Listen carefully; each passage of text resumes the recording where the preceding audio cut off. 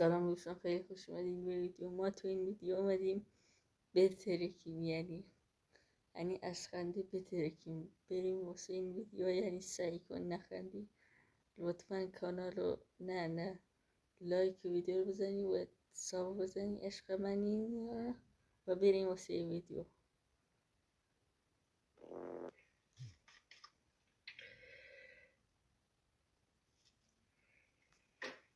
یادم رفت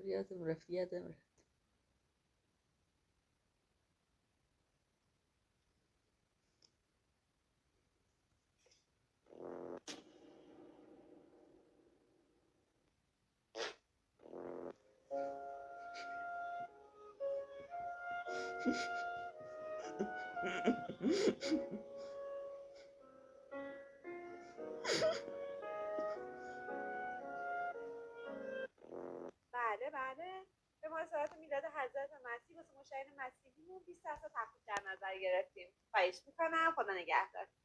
خسته نباشین. سلامت. اینا رو جان داستان حساب می‌کنی؟ بله همینا. بله. فقط جسارتا بنده مسیحی هست. واقعا؟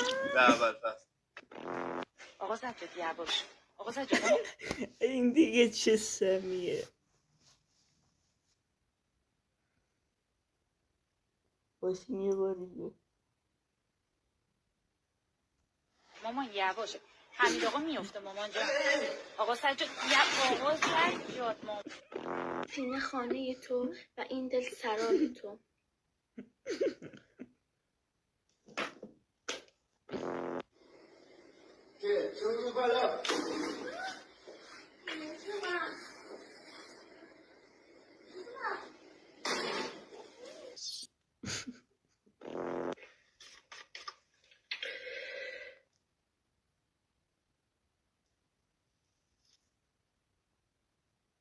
و تمام دیگه، سم تموم شد و بریم واسه یه ویدیو سمی دیگه. Let's go.